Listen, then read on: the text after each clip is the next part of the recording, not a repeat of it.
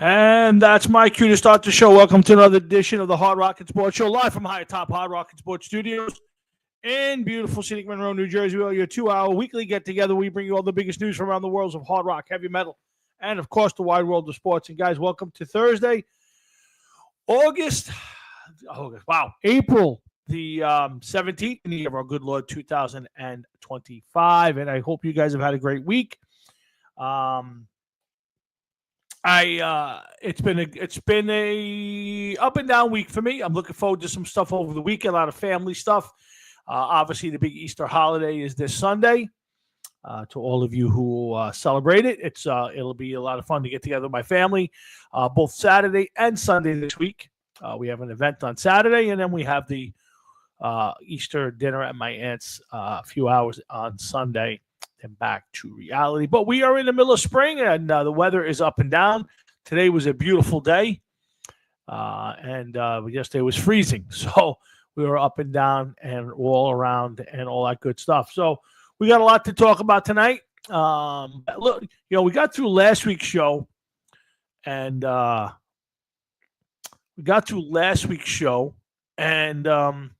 had nothing to talk about. I had nothing written on a piece of paper, and we got through 2 hours. This week, I got a lot to talk about. So I'm looking forward to Jeff for getting here. We'll talk about what records are unbreakable. Are there any unbreakable records? We'll talk about that. We'll talk about the Juan Soto and Met fans. I don't know if Met fans are freaking out yet. I don't feel it. But I think Yankee fans are giving them a little bit of the nudge. So we'll talk about that a little bit. Should the Rangers hire Messi as their next coach? Pressure's on Nico Lammenlivas. This is a kid who went to Tennessee on an $8 million nil deal and then tried to hold out. That didn't end well for him, so he's in the transfer portal. We'll talk about Juan Soto says he's not hitting in front of Aaron Judge is not easy. Should he have said it? Les Binks, Judas Priest drummer, passes away. Let's see. Speaking of Priest and Alice Cooper on the road in 2025. Okay. Is it feasible for any player to play both ways in the NFL? We'll talk about that. I don't understand the Dolphins' approach this offseason. They seem to be ridding themselves of their defense. They should be, formidable on offense, but we'll talk about that. And Sam Rosen calls his last game as a Ranger. I believe it'll be tonight. So we'll talk about Sam Rosen a little bit. Just for the record, I we don't talk too much politics, and I've kind of leaned off it the last couple of months since the election's over. But I got to tell you, if you're a Democrat and you see these guys still making the same mistakes, I don't get it. Like if you know that there's an issue out there, and it's very, very clear, the issue of illegal immigration is an 80-20 item. That means 80% of the country is for all illegal immigrants, criminals or otherwise, to be deported and sent out of the country. So it's a losing effort. And do Democrats really want that as their obituary come the midterms? I mean, can you see the ads where this guy's flying? You got this senator from Maryland flying down to El Salvador to try and release an MS-13 gang member to get. He's not a citizen of our country. There's no doubt that he's an MS-13 El Salvadorian, and he's trying to get El Salvador to release him so he could bring him back to the States. For what reason, I don't know, but I don't get it. Like there are a lot of things they get. You could be hitting Trump on the economy right now on tariffs. There's a lot of stuff that may or may not work out well. It could work out terrifically for this country, and I do believe it will. But there's a lot of stuff that you could say, well, you know what? You're not doing really well right this minute on this, or this. Now, they did it with the eggs. They were carrying containers of eggs around, and then all of a sudden one day, eggs went from like $11 to $5. And they went, okay, we can't yell about eggs anymore because eggs, he got the price of eggs went down, whether he did it or whatever. The price of eggs went down. But you're running around and you're screaming about cutting Social Security, which nobody's cutting Social Security. All right. So that, and that's, again, another 80-20 topic about cleaning up the government. Americans want it. That's what they voted for. They wanted tariffs. They voted for it. And they wanted illegal immigrants out of the country. So I don't understand the theory that some of these Democrats are tossing themselves onto the manure pile about. You got to use your brain. I mean, there are some stuff that you could scream about where you can go, well, they're not far off on this one right now. But this Garcia character, that the fact that two judges, Democrat judges, found him to be an MS-13 gang member and said he needed to be deported to, just not to El Salvador, but they're like, where do you want to send him? You can't send him anywhere else. He's that's where he belongs. He's from El Salvador. Is a bad play. So if you're a Democrat senator, congressman, you got to be running for the hills from some of these characters that you got out there. By God, it's scary. But like I said, it's been an interesting week. I had a rough day today, really rough day. I nearly bailed on the show. I had it's been a tough week, but today was a rough day. I had to lay off a whole bunch of people, and not everybody took it great. And it's an emotional roller coaster because, and again, I'm just kind of therapy for me. I'm getting to talk about it. You go out there and you build this building with 70 guys, and you're pushing them and you're pushing them. And you get to the final day and you're patting everybody in the back and great job. We got it. We did it. The flag goes up. Everybody goes downstairs at the end of the day and you go, thanks, but don't come back. It's a lot. And some people take it fine. They know what's coming. And there's other people who are shocked by it and their reaction isn't the same. And it's a tough day for me. I have to be honest with you. I mean, it's fun in the sense of, you get to build a building that's going to stand for a long time, hopefully. And, I drive by buildings that I've built and you see people living there and you go, hey, I built that building. That thing's standing because of my efforts, or some of my efforts at least. But when you have days like this, and I've been dreading it all week, to be honest with you, but, it had to come. It has to happen. There's just not another one to go to right now. And, but you get to that point and you're watching a guy get his check and you go, great job. You were tremendous. Don't come back. It's just not fun. So, not to feel sorry for myself. I feel bad for the guys who, are starting over with somebody else or don't have anywhere else to go. But that's just the nature of the business. Unfortunately, when you work in the private sector, the Turk can call upon you at any time. If you don't know who the Turk is, the old days, football teams had a coach. They would call him the Turk. And when you were getting cut, the Turk would knock on your door and say, so-and-so, go see the coach and bring your playbook. And that meant you were being cut. And today I was the Turk. So we've gone from 300 guys. I am down to about 40 or 50. And that will keep decreasing over the next few weeks, unfortunately. And I don't know why I'm telling everybody this is a Hard Rocket Sports Show. I just needed to kind of get it off my chest a little bit. And but we'll get to the show now. See, Jeff's popped up. I see my dad hanging. And I'm looking forward to a couple hours of sports talk, some music talk. We'll talk a little bit of sad stuff. It's 2 years since the half man passed away. So I do want to do some remembrance of the half man. And we got a lot of stuff to get to. So by all means, let's get the show kicked off and get started. And let's bring on my partner in crime, the sexiest man on his side of the screen, Mr. Jeff Blackest Sabbath Tawinski. What's up, Hefe? What's going on?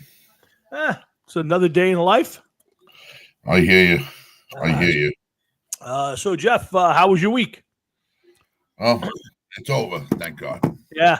I almost feel the same way. I got to go in for a couple hours tomorrow. We're actually shut down, but I got a job site with 5 guys on and doing a little something tricky. So I'm going to pop in for a couple hours in the morning and then go home, I guess, from there. So we'll see. But it's been a good week, I guess. And the weather's getting nice. And we got the Big East. You got the Big East. Do you make your own Easter pie or you buy?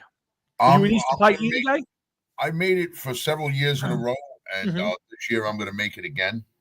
Now, do you And make the big giant Easter pie, or do you make a couple of small one, or is it just one? I make a pretty big one. Last one I made clocked in at 15 pounds, including the Wow, pan. So it was nice sized pie. And this year I'm trying to do a barter here a because barter? a friend of mine Uh huh. was tapping maple trees for maple syrup. Uh huh. So I'm trying to, Ah, get a bottle of maple syrup and tell him, say, listen, I'll make you an cost Easter me pie. cost me 100, give me some maple syrup, and it'll cost you 25, and we'll split the pie. Yeah. Maple syrup could be expensive. Oh yeah. Nothing like a good maple syrup for your pancake or waffles. It's if I have waffles or pancakes, which I don't normally do, even if I go to IHOP, I tend to go to the eggs more than the pancakes. I get too full from pancakes. I love them, but if I do have them, it's loaded with butter and maple syrup. Sadly, It's the only way to eat them. That's the only way to eat them. It is. hard to disagree. Pancakes are pancakes. Yeah, I'll take a big stack. I don't want the silver dollars. Don't give me silver dollars. I want pancakes. I want man-sized pancakes. The bigger, the better. Silver dollars are only good for nipples.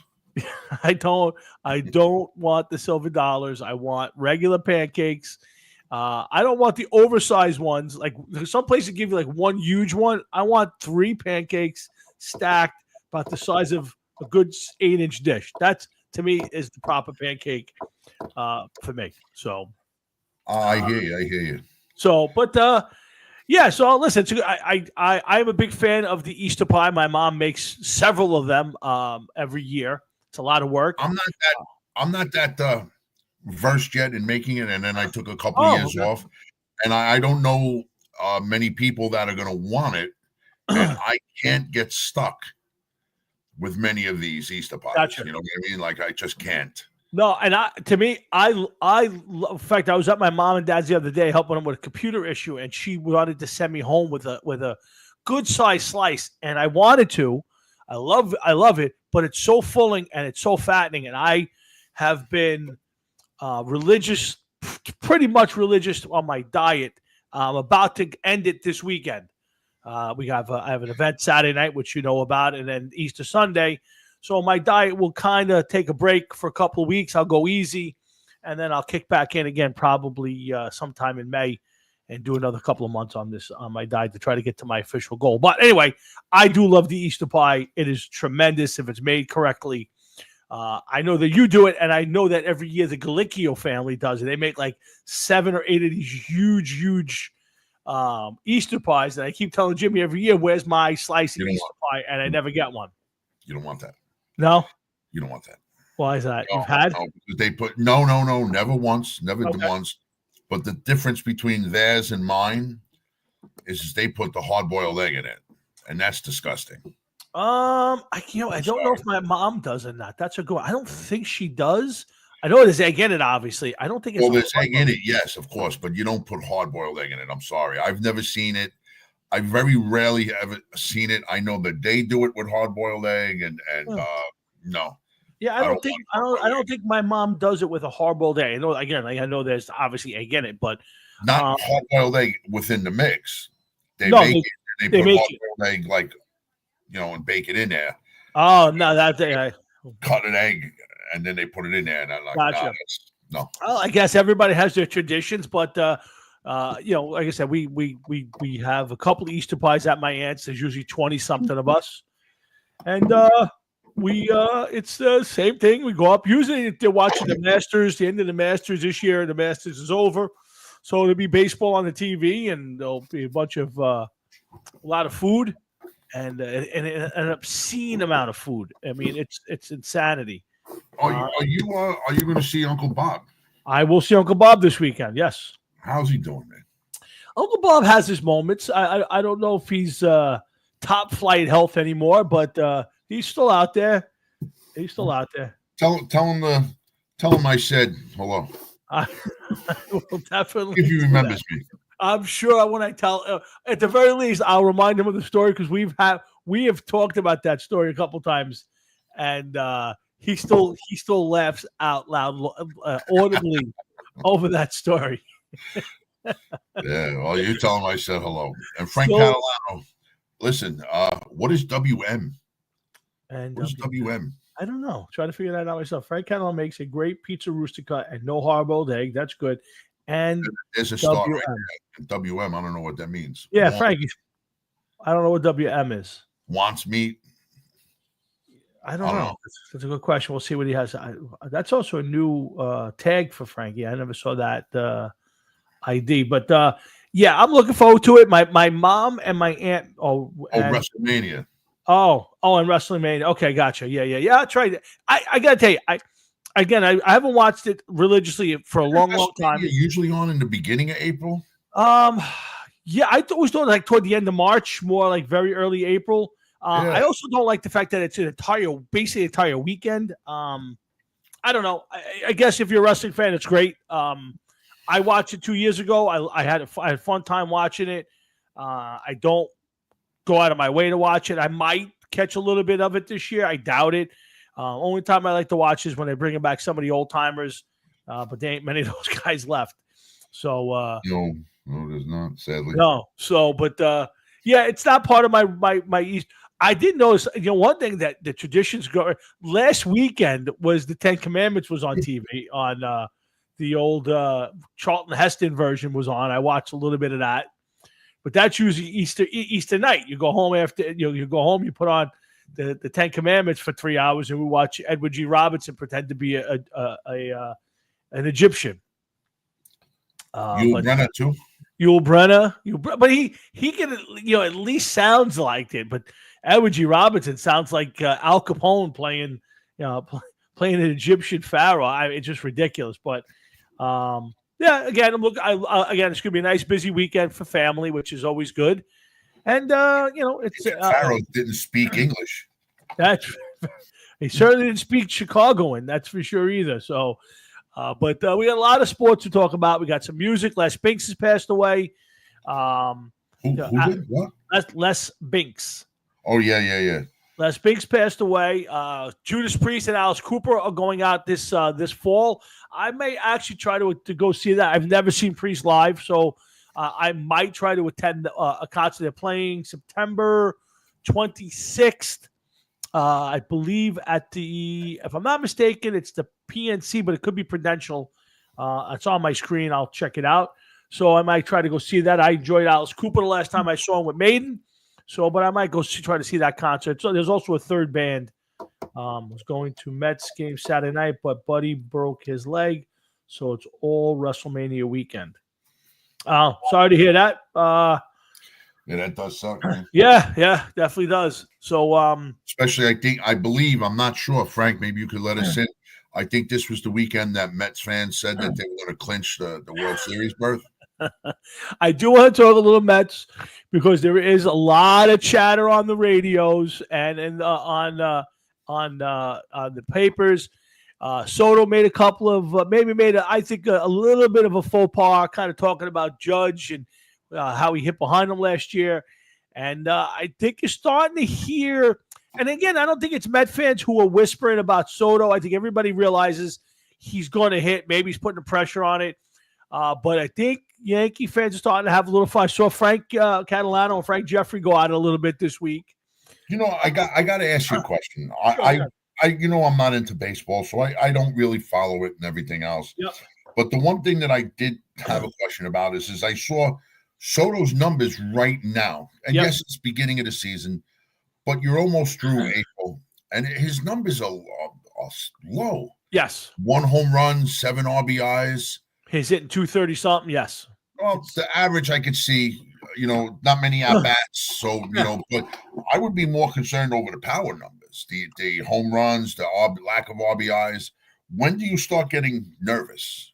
That's a great question. So to me, I don't pay attention to records. I don't pay attention to stats until Memorial Day. At Memorial Day, to me, it's really, really hard to fix it. So by Memorial Day, if you're hitting 220 or 230, you're probably in for a tough season.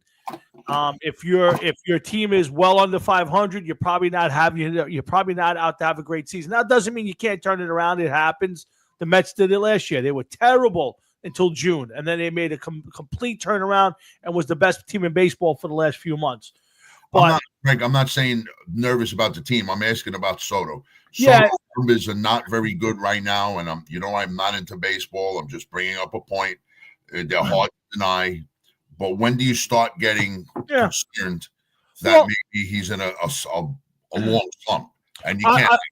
I say for him specifically, I would get out of April, get into the warm weather. I think right now, he's chasing pitches. He's not swinging the bat at good pitches. He's taking a lot of pitches, getting a lot of called strikeouts. I think there's a lot to it. I think one, he's putting pressure on himself. Two, let's be honest. I think teams are not going to give him a lot to hit because they're going to make Pete Alonso beat them. Now, Alonso's doing a great job. So I think if Alonso was to continue the way he is right now, and they walk Soto, or he gets on and he continues to beat the crap out of them, I think Soto will be fine. I think he'll be fine either way. I'm sure his numbers are definitely going to improve. I mean, it's early in the season, but nonetheless, until he starts to show a little life in the bat, you have to be concerned, I would think, with those numbers. I mean, listen, not everybody is going to hit 10 home runs in the first month. We all know that. Yep. But I mean, you want to see a little something, Yep. No, it's fair. And I think the bigger thing is, I think there's been too many times he's come up in a big spot and he hasn't come through. Now, I think that's a bigger concern. The guy's too good a hitter. So, he came up yesterday twice in a big spot. One time, bases loaded in the fifth, one out, and double play. Late in the game, had a chance, didn't come through. To me, too many strikeouts, and he's not. I don't care about the power numbers. I don't expect him to hit 40 home runs for the Mets. I think you're going to hit high 20s or into the 30s. I would be surprised if he hit 40 for the Mets because it's a different ballpark. But I want to see him coming through in a big spot. Now, again, if you get into mid-May and he's still struggling, well, he'll turn it around maybe, but it might not be the same. And listen, there may be something there about Judge hitting behind you. When you don't want to pitch to you, you're going to pitch to Judge. Or you're going to force, or you're going to get a good pitch to hit because you don't want to put him on base in front of Judge. It's a different ballpark. It's a different game. He also has plenty of experience in the National League. Sure, absolutely. And even though I know that the leagues are definitely different from when I was watching baseball, especially now with, no designated hitter. I mean, designated hitter in the National League and a lot of other changes that they made. Yeah, it's a league player. There is no more American League, National League. It's all one league, basically. Yeah, well, he spent most of his career except for 1 year in the National League. Correct. Yeah, National. He has to be used to that. Absolutely, 100%, including hitting in Citi Field. Yeah, no, listen, there are no excuses. And rightfully so. That $765 million contract. You have no excuses. You have to produce. That's just it. Now, how you choose to do that, we'll see. Again, it's a different ball. It's different now because when he was on the Nationals, he was young. He was a rookie. It wasn't his team. The Padres, it didn't really matter. And it probably wasn't even his team then either. The Yankees, it was Judge's team. This team is his team now. That's it. The stamp is on there. So it's a lot more pressure. And I don't care how much money you make or how great a player you are. Sometimes that pressure just eats you alive. And it could happen to him. Do I expect him to have a bad career or even a bad season? I don't. I think he's too good a ball player. But yeah, it could be a few months of him chasing and struggling, and we'll see. I think it's fair to anybody to say, hey, they're paying me a lot of money. I have to produce. And instead of not swinging at a pitch and taking ball 4, I'm going to chase that pitch and try to drive it. And I'm most of the time going to make it out on it. It's a different mentality right now for him. So yeah, of course it is, and he has the added pressure of a monster contract. That's all understandable. Yeah. But I mean, when you're the main man, you can't be going to in the position you're in. Yep. It would be, listen, I'm not a Met fan. I'm not a baseball fan. So it doesn't matter to me. I don't care if the guy hits 300 home runs or he hits one more for the rest of the year. I could care less. Yeah. But as a Met fan, if you're a Met fan, you're going to want to see better numbers. You may not be nervous right now, but you're definitely going to be nervous if we're having the same conversation in a couple of weeks. Absolutely. Yes. Yeah. If we do this again after the NFL draft, because next week, guys, we'll be doing our NFL draft show. Our buddy John Marhefka will join us. If you get into May and he's still struggling, again, I wouldn't be concerned. I would not be nervous, but you'll start to hear more and more whispers. You might even hear some boos at the stadium for the guy. But the bigger thing is you can wipe all that away. He can hit a $190 for the season, but when it comes to some big spots, you got to come through in those big spots, and all of that goes away. Nobody's going to care if the Mets are in first place and he's getting some big hits, even if they're not a lot of them, and coming through. It'll be a lot different for him. So we'll see. Yeah, of course. Let's get my pops on. I do, Jeff. Please remind me after my dad. I want to talk a little about the half man. It's 2 years yesterday that the half man passed away and left us. Wow. So I do want to do our little remembrance of the half man. And again, we got plenty to talk about tonight. I want to talk about unbreakable sports records. I got a list of them. You're going to tell me which ones can and cannot be broken. We're going to talk a little bit about Sam Rosen calling his last game, I believe, tonight as the voice of the Rangers. And we got, like I said, we got Les Binks passing away. We got Sabbath. We got Priest and Alice Cooper. I want to talk about a little bit about the NFL draft. I want to talk about how somebody has said that Zach Wilson is the perfect backup. So I want to get that in there. We got plenty to get to for the next 2 hours, so stick around and let's get my pops on, and then we'll get back to other programming. Hang on a second. What's up, Pop? What's up, guys? How you doing? Good. What's up there, Mr. Florio? What's going on, Pops? I'm listening to you, and I have my own opinion on Soto. Okay. When he played with the Yankees, he wasn't the top dog. Correct. Yeah. Judge was behind him. Yep. Well, if he flubbed or he made a mistake, it was not a big deal. Now he's with the Mets. They're paying him it's one thing to want to get a big salary. It's another thing when you get that big salary. And you got to live up to it. Yeah. You put a lot of pressure on yourself. Yep. I mean, he's never been the guy. With the Nationals, he was a young kid on a team of veterans that won. When he played for the Padres, it was not much, but I don't even know if he was the man there. It was probably Tatis. There were other guys maybe, and it was only a year, a part of a year. And obviously with the Yankees last year, Judge was the man. So this is the first time he's actually top dog. He's top billing no matter what. He's their guy, and he gets the most money. So it's a different mentality. I don't care what anybody tells me. No, it is. It's a big difference when you have that weight on your shoulder.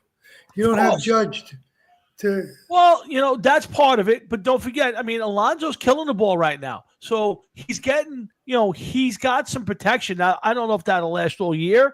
But to be honest with you, I think it's more him. He's chasing bad pitches. He's taking good pitches. He's not getting the benefit of any doubts that I've seen so far. And he just hasn't come through. It's mid-May. It's mid-April. There's still plenty of time. Yeah, he'll be fine. The Mets will be fine.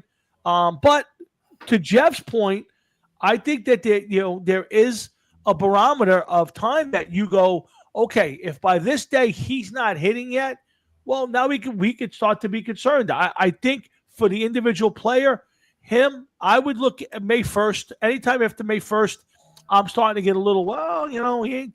And again, by Memorial Day, I think you're going to know who he is and who the team is. So we'll see. I think it's going to be, but yeah. It should be very interesting. Yeah. And I got two, what do you call? Records that'll never be broken. Go ahead. And I'll bet anybody any amount of money in the world. Go ahead. All right. Number one, of course, would be Mickey Mantle's 18 home runs in the World Series. That's one. Okay. I'm not sure about that. We're not talking about the playoffs. talk about just in World Series just games. the World Series. The Okay. other one is like Johnny Vandermeer's Back-to-back no-hitters. back-to-back no-hitters. For you to break that record, you have to pitch 3 no-hitters in a row. Yeah, to get 2 in a row is you'd have to hit 3 to break it. So the best you could 3 do to is break it. probably tie it. That's it. Yeah, that would be. Especially with That today. alone. I think that by itself would be just to tie it. I think would be. I think would be quite the feat. Yeah, I think those. I think the one that will never be broken at this point, and we'll get more into depth. I got a whole list of them here. Is probably Cal Ripken. Guys just don't play. Yeah, but that could change, Tommy. Nah, I agree with you. You know, anything can change. It's But like pitchers pitching 20, winning 20 games. Everything's a pendulum. You know, Yeah. right now they're doing it. yeah, Now they're going they to just get don't play somebody guys this way anymore. I mean, the guys don't pitch this way. The guys don't play. I would be shocked. You know, the problem is even guys who are young, they get a day off or 2 here and there. So if you're a player and you play every single day, which nobody does. I mean, there is nobody playing every day. But if you get a guy who plays every day early in his career, you may get a shot at it. But think about how many years you got to go and do that. And guys just don't play every day. Guys get hurt. So to me, that is the most unbreakable record. But there's so many of them. I'll say this because your dad is here before he goes, just so that he could weigh in on this one. After Gretzky's all-time goal record fell just last week, there's not a record that's safe in sports, and I don't care what anybody says, man, because you think of that 894 goals or whatever the number was. Yeah, that's exactly the number. Yeah, that to me was an amazing stat. You know, I just if that fell, any record can fall. No, I agree with you. I mean, but nobody's catching. I mean, Gretzky has another that his total point scoring is nobody's catching that. It's like another 1,000 points in assists. It's like ridiculous. So again, nothing's impossible. Is anybody ever going to hit 56 games in a streak? It hasn't happened. I can, but people have come close to it. But the closest they got was what? 44. And that was 40, and that was 40, almost 50 years ago. That was Pete Rose. Yeah, but so to me, I agree. Nobody is even. I have to look it up. I bet you nobody's got past 30 or 32 in the last 50 years since Rose did it. I would be shocked if anybody had what the longest streak has been in the last 50 years. I still think Vandermeer because Yeah, just to pitch a no-hitter is great. sure. Then you come back and pitch a one after that. Then come back and pitch another one. No, that's Nobody's a ever one. pitched 2 games in a row. Yeah, I mean, so yes, I think that's a really tough. That's a tough one. But again, if we want to say, well, guys are bigger, better, stronger, whatever, then it's possible. Do I think it's ever going to? I mean, Johnny Vandermeer did. I think it was in the 50s. So yeah, Tom, just so I have the top 10 longest hitting streaks of all time. go ahead. If you want to, Joe DiMaggio 56, Willie Keeler in Baltimore, Pete Rose 44 games, Bill Dalen in 1894 42 games, George Sisler 41, Ty Cobb 40, Paul Molitor in 1987 39 games, Jimmy Rollins in 2005 2006, so split over 2 seasons, 38, Tommy Holmes with 37, and Gene D. Monterville way back in 1896 1897 36 games. So The Rollins been Rollins at 38. Yeah. So and that's almost 20 years ago at this point. So that's So again, is it impossible? No. But it's just nobody's broken it since DiMaggio did it. I think that's a tough one. I think Ripken's a tough one. The Vandermeer one is nearly impossible to break. I think you'd be lucky to ever say somebody tied that record, let alone. I think Wells, when he threw his perfect game, came back and threw like 5 or 6 no hit innings in the next game after that, and then it got broken up. So, but and the other one is Mantl's 18 home runs. Yeah, I don't disagree with that. I know that they've combined it now. They made it for the most part, postseason home runs, which I think Derek Jeter owns the record, if I'm not mistaken. No, I got that up right now also. Yeah, what is it? Right now, Manny Ramirez 29, Altuve 27, Bernie Williams 22, Kyle Schwarber 21, Jeter 20, Corey Seager 19, Alex Bregman 19, Albert Pujols 19, George Springer 19, Giancarlo Stanton 18, Carlos Correa 18, Reggie Jackson 18, Mickey Mantle and Nelson Cruz also 18. Yeah, so those were done in the World Series alone. I'd love to. Can you Google, Jeff, most World Series home runs and see if they break it out? I did. I'll do it again, but that's the list that came up. Yeah, because those I don't think Jeter might have hit 20 in the World Series, but I doubt it. I think home runs, never. Yeah, I don't know because he played a lot of World Series games. Says Mickey Mantle, 273 plate appearances in 65 games, 18 home runs. Yeah, so Mantle has a record for just World Series. What happened back then? They just made it to the World Series. Yes, there was no other postseason, right? So if you won, there were two leagues. Yeah, so there was two leagues, American and National, and the winner of the American League regular season and the winner of the National League regular season played in the World Series. There was no. It should also be noted that the amount of teams playing in the leagues were a lot different back then. Sure, yeah. Teams for the most part. Yeah. Eight in each league. Yeah, so I mean, 16 altogether. Yeah. For a long time, and then it got more. Then they started adding more. I don't know if they started adding more in the '60s. I guess. Well, once the Dodgers and the Giants moved, that broke open the gate. Yeah. To the West Coast. Other than that, I think the closest they came was St. Louis. Yeah. Furthest west that they went. Sure. And the Giants. Kansas City, Kansas City A's, the St. Louis Cardinals. Yeah, and then once the Dodgers and the Giants moved out there, then you got the A's, you got the Padres later on. The gates were opened up for a lot more teams.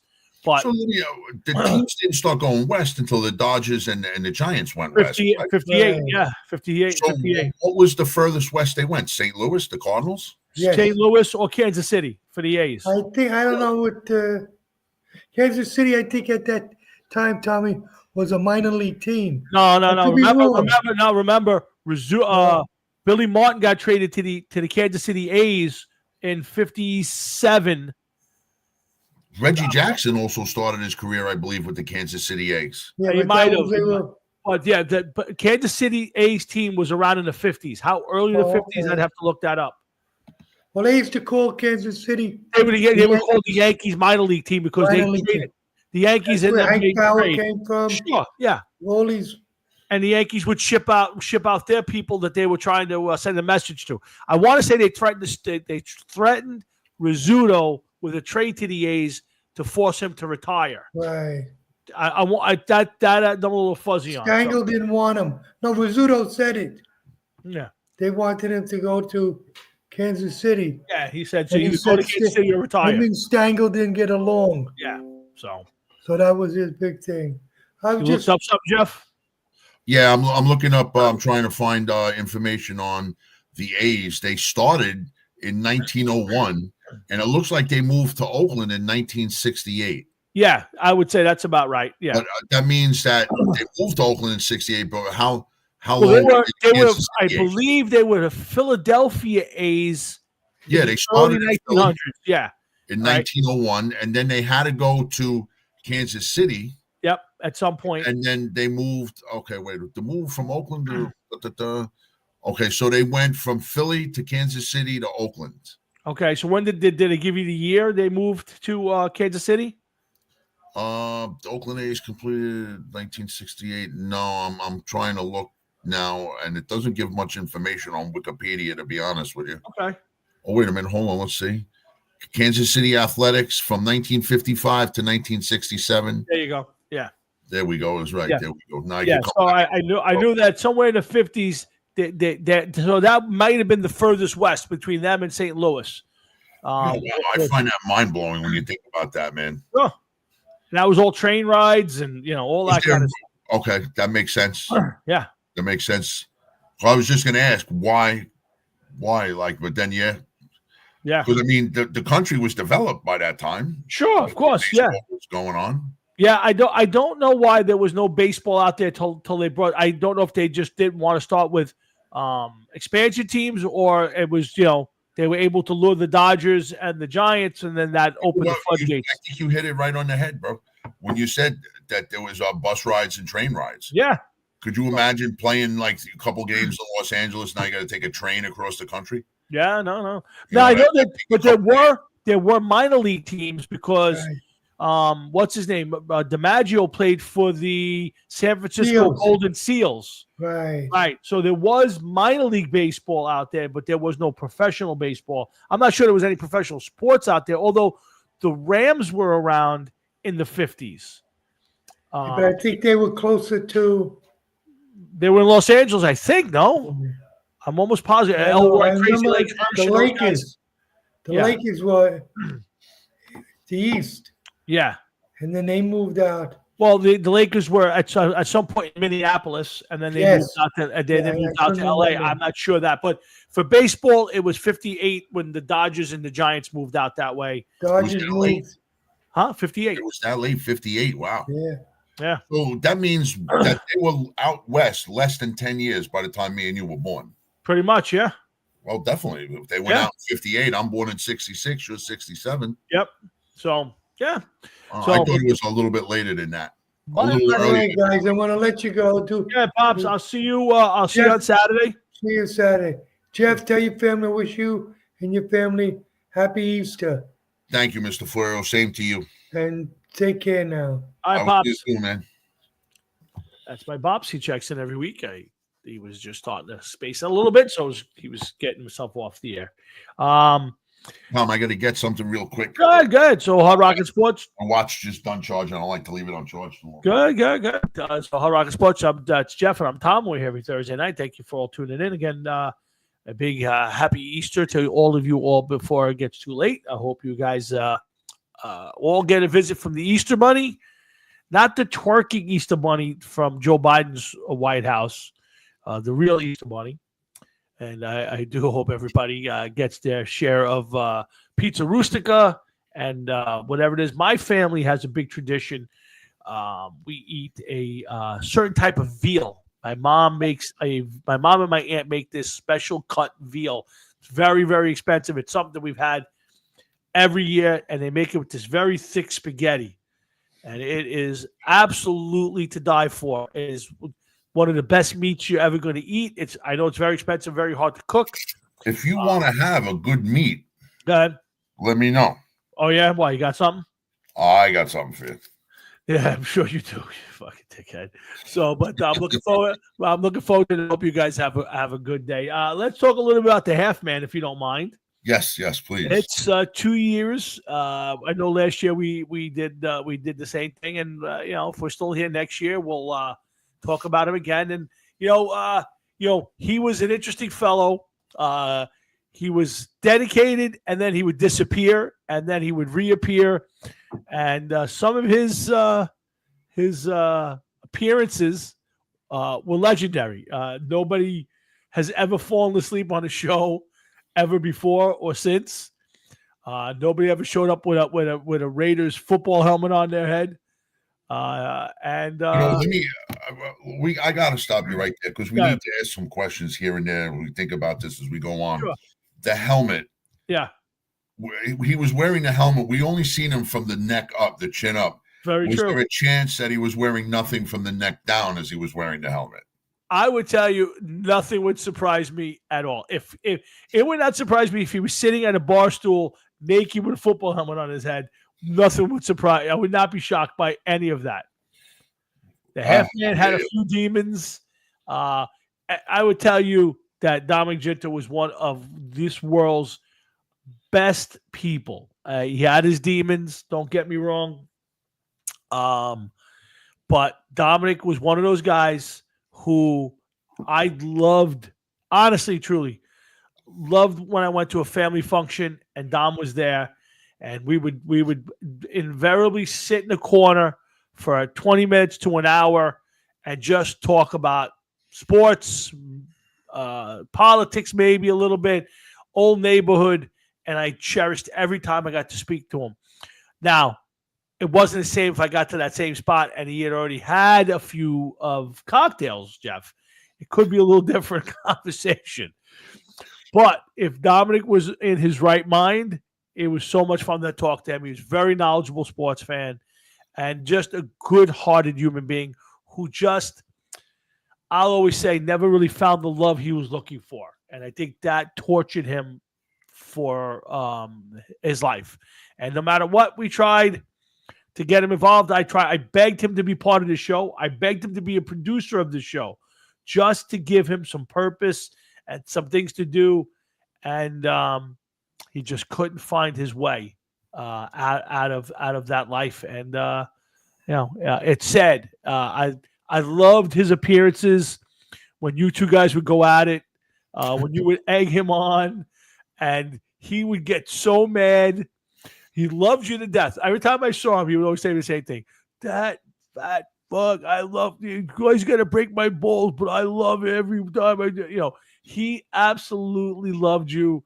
And he loved being part of the show. And I honestly, truly, of all the people who've been in and out of the show and part of the show, from the Roy Joneses and the Joeys and the Nickies, I miss Dominic more than anybody.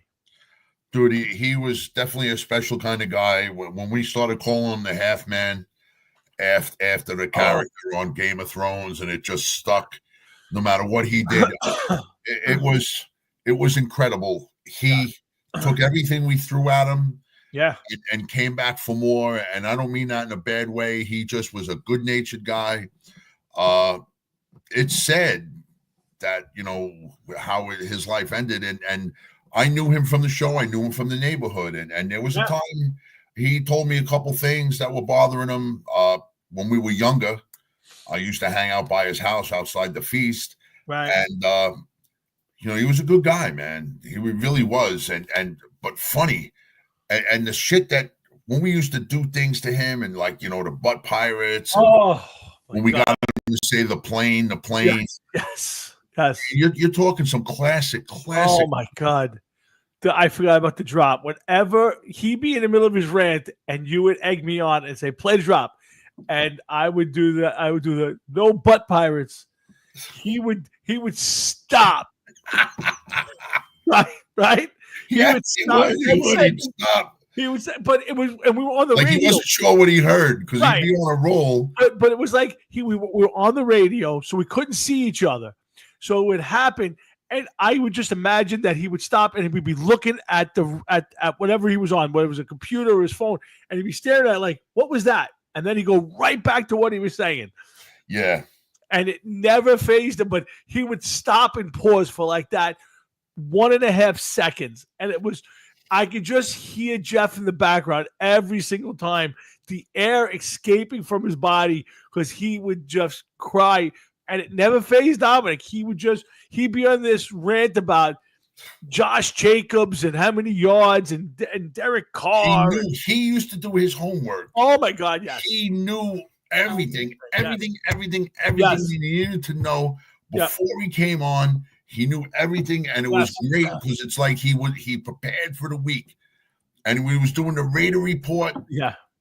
Man, wow. Yeah, dude, he is missed, man. I got to be honest with you. I think about him a lot. Like when we're doing the show. Yeah, me too. It'll pop into mind, and it'll be like, I remember, like you said, just busted his balls. Yeah. And it was like, he ain't getting away with this. He's not getting away with it. No, it's funny. I don't know if it was the last Christmas or the Christmas before that.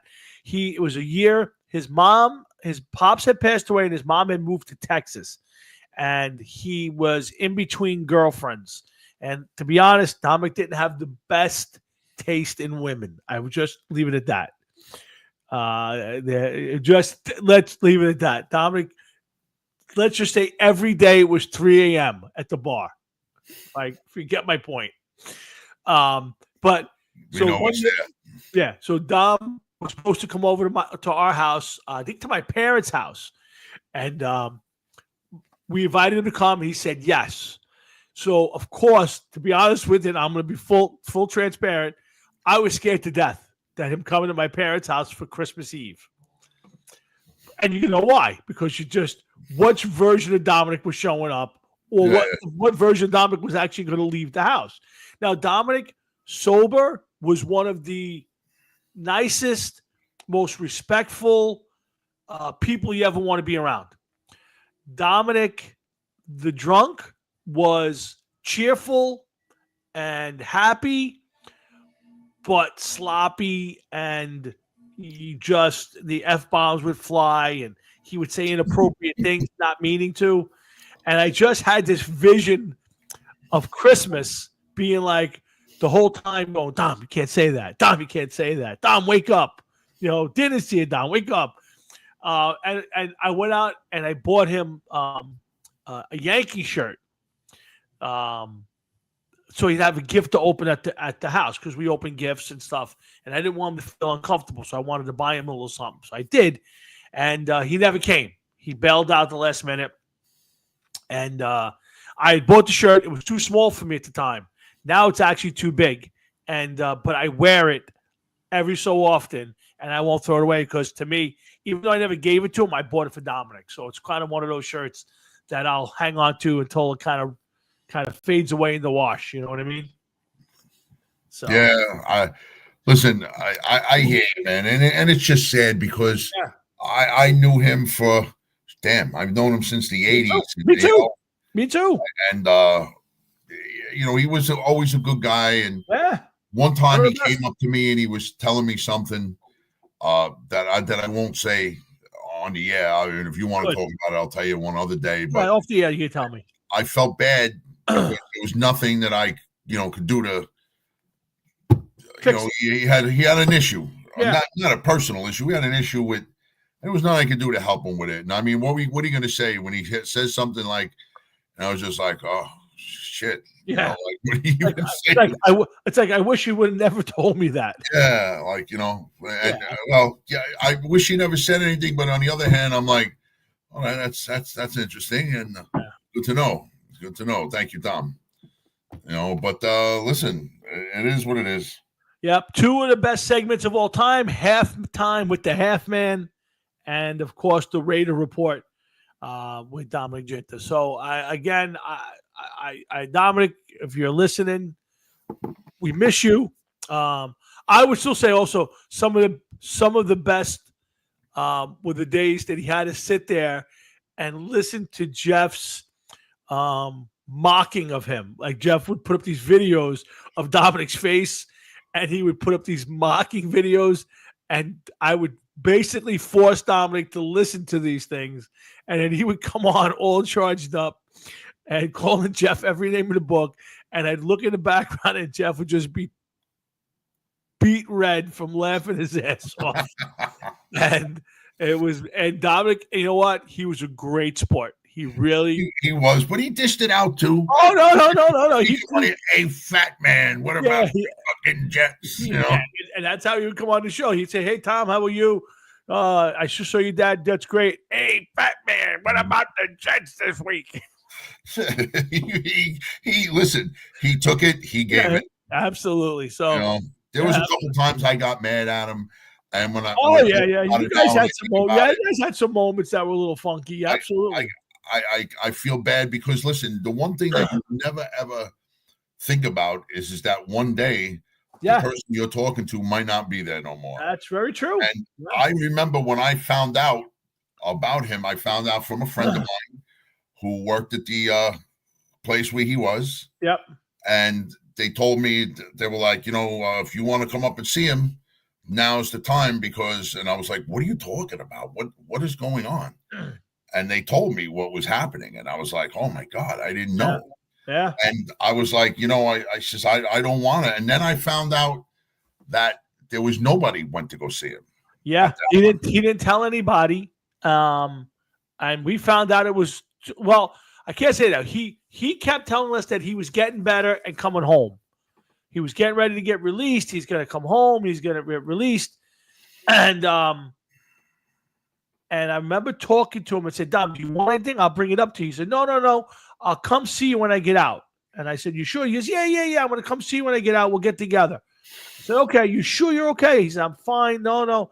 And it's something I regret not going up to see him.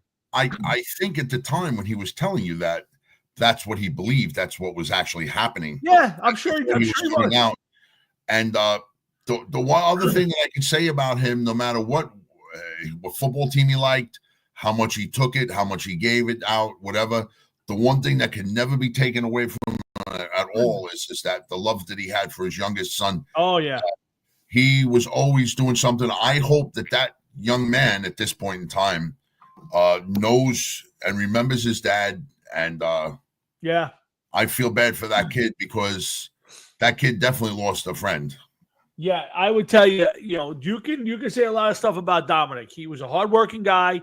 He had a lot of issues and demons, and his choices of some things were way off. But the one thing he did, he loved his son. He loved both his sons. He didn't have much of a relationship with the older one till later in life, and it was a little distant. The kid lived in Virginia, but his younger son, AJ, was everything to him. Every weekend he took that kid anywhere he wanted to go and did anything he wanted to do.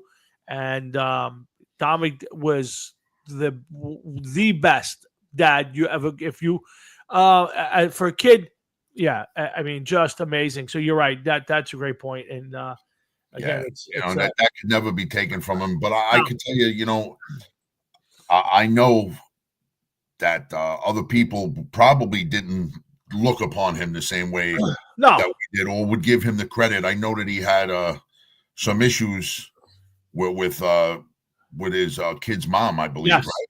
Yep. And he had a lot of issues. He did not get half the credit he got for doing the things that he did, which is a shame. Which you're 100% right, and it is a shame. And it's I would say. We always talk about there's a special place in heaven for that person or whatever. Dominic truly deserved. I hope he's up there watching the Raiders, watching his Yankees, and hanging with his mom and dad because he truly loved his parents. They're probably the two people on the earth beside his son who he loved the most, and.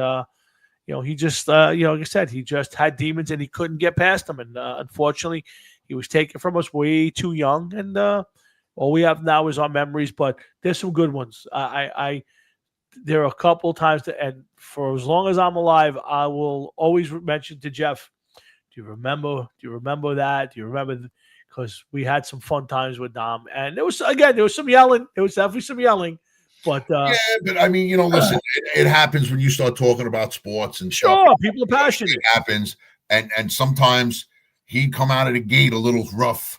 Oh yeah, and it was like, what the fuck, you? Well, it'd be funny because it would be one of those weeks where you were kind of like, I'm going to take it easy on the half man this week, and then he'd come out at you with boom, hey, fat man, and then all of a sudden you go, oh yeah, here we go. And then the other weeks he'd show up, and, hey, hi guys, and you'd be like, so you never knew what the two of them were going to be, but it was a lot of fun. And again, I'll end it by saying we miss you, Dom, and we always going to remember you while personally and with the show. So thank you for everything. Rest in peace, Dominic Vicenta.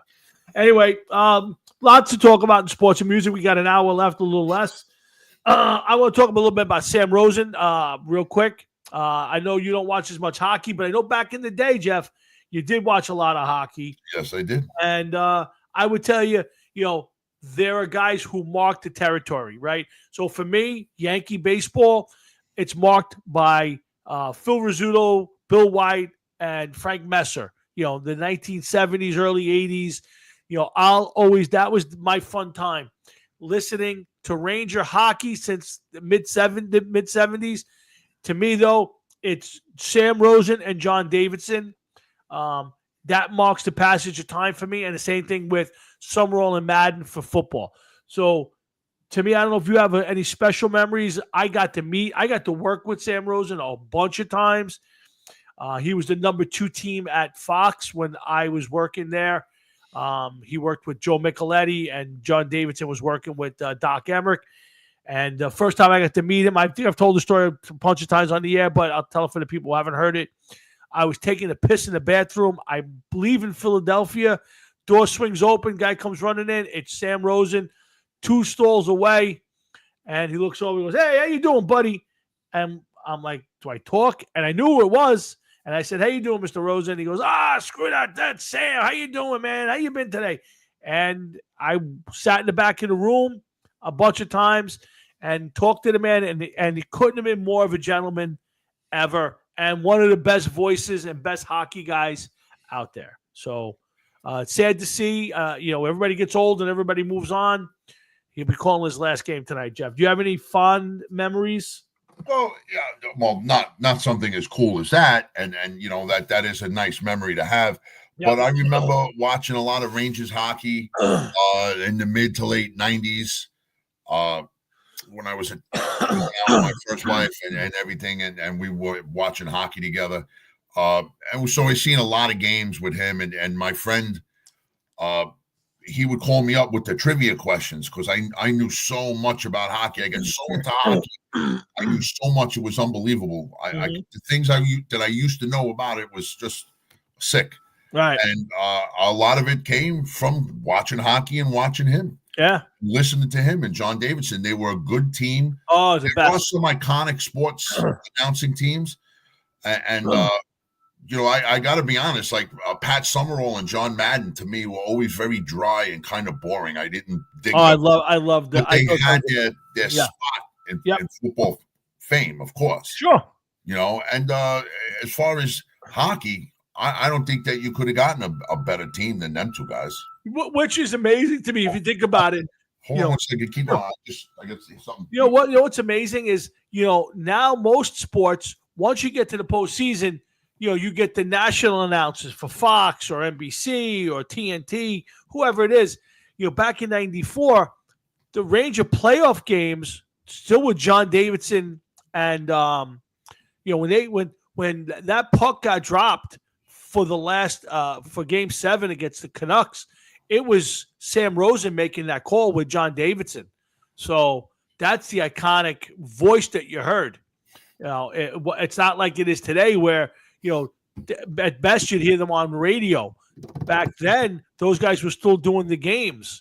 So that to me is a big difference. Listening to Sam and JD do the final call of Game 7 against the Canucks is something that'll live forever if you're a Ranger fan. I mean, maybe the last time you ever hear them. How about this? A lot of different announcers announce a lot of these different games. Sure. So you may not see the same sports announcer that you saw for Game 1, like especially in football.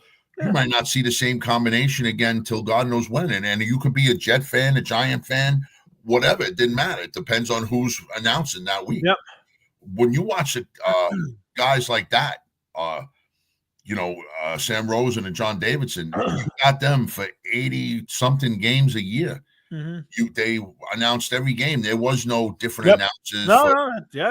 So you got them. These people, you learn things about them personally. Sure. Yeah, you come to look forward to seeing them. Sure. Yeah, because you will see them all the time. Pat Summerall and Madden, they were the announcers on Channel 2. So you want to watch the Giant games? There they were. Yeah, well, they didn't do every Giant game, but they were. I bet you they did more than half. I'd have to look it up, but yeah, they did a lot of NFL games, and in the '80s when the Giants were good, they would be the lead announcers, and they would wind up with the Giants or maybe a lot of NFC East games. So yeah, you're right. I caught a lot of football games watching John Madden. Again, I got lucky. I worked in their booth. I got to work with Madden and Summerall a little bit. I worked on their crew quite a bit. The last few years when they were with Fox. Well, actually, the first few years when they were with Fox is when I was there, and I got to work with JD and Doc Emmerich and Rosen, Tim McCarver, all those guys, Joe Buck. So I wouldn't want to work with Joe Buck. Yeah, but to me, hands down, the three hockey guys, Doc Emmerich and John Davidson, were absolutely the best. I mean, couldn't have been nicer to you. Davidson would give you money and tell you, like, the last 2 minutes, run out and get me pretzels. Buy yourself a pretzel, get a pretzel. And they would talk to you. They would introduce you to players who came in the booth. And they and Rosen was right there, just the best of all the announcers. With Madden and Summerall, it was like you were told, don't talk to them, don't look at them. Unless they speak to you, you're not allowed to speak to them. Wow. Yeah, that is the God's honest truth. Now, I'm not saying that was their rule, but the people that I worked for who are in charge of us, they would tell you, you do not speak to them unless. Now, I got to speak to Summerall. We took a van ride together, and I always tell this story. I first time I played Madden on a real game was standing next to John Madden. Wow. Yeah, so I was playing his game. He walked up and he's standing next to me. What do you think? It's really cool, Coach. Really cool. So, but that was a fun time. But the hockey guys, Sam Rosen, were aces, complete human beings, no air about them. Talk to you like they were your best friend. And if they saw you week to week, they knew your name. They ask you questions about your job. Couldn't have been nicer people. So, again, Sam's calling his last game. April 9th, he did a game with JD. I DVR'd it, so I'll have it for a while. I get to listen to it. And there's nothing better growing up watching hockey. And I love Doc Emmerich, but Sam Rosen and JD, for me, will always be that combination when I think of it. So, good luck to Sam Rosen. And Kenny Albert will be replacing him as the voice of the Rangers going forward. He's the voice of everything else. So, why not? Yeah. Jeff, let's talk a little Les Binks. How much do you know about Les Binks, Jeff? I read about Les Binks. Okay. Only because he died, and I just wanted to see what else he was into. I don't remember everything I read, but he was the drummer for Judas Priest on an album that we know as Hellbent for Leather, but was released in other places and called Killing Machine. Which I didn't know that. In fact, when I've gone out to buy that album, you can't find it as Hellbent for Leather. You find it as Killing Machine. Really? Yeah, I have not found. Again, I'm sure I can go online and find it. I don't like to do it that way. I want to walk into a store and find a used copy if I have to. But I believe I don't own that album. Excuse me. And the ones I found with that album are all Killing Machine. I have not found Hellbent for Leather. Yeah, but really. I believe that was only. I want to say that was only issued in England as that. Yeah, I'm almost saying I just opened it up. Binks left the band before the start of the North American leg of Killing Machine Hellbent for Leather tour. It doesn't say. I have it as Hellbent for Leather. Do you? Yeah. Yeah, I don't. I don't have that album, and I've not found it as Hellbent for Leather. No, I have it as Hellbent for Leather. I have the album somewhere. Oh, nice. Hellbent for Leather, or I had it. I don't know if I still have it. That could be God knows where. Yeah, I'm pretty sure as a kid I did have it because that's what I called it, Hellbent for Leather. Yeah. Now going back, I haven't found it as Hellbent for Leather. I found it in the stores as Killing Machine. Yeah, no, I never saw it that way until somebody else. Matter of fact, I think it was Donnie Tranchina that told me. He put a post up, and I was like, "What Killing Machine? What is Killing Machine?" Yeah. And then that's when he told me, and I'm like, oh, "Shit, you got to be fucking kidding me!" That and Stained Class. Now I'm trying to think of Stained Class. What songs were on that album? Exciter. Oh, okay. So should be a decent album then, right? Yeah, it's a real good album, man. I mean, I like it. Better by You, Better by Me. Exciter, White Heat, Red Hot, Stained Class, Invader, Saints in Hell, Beyond the Realms of Death. That's a great album.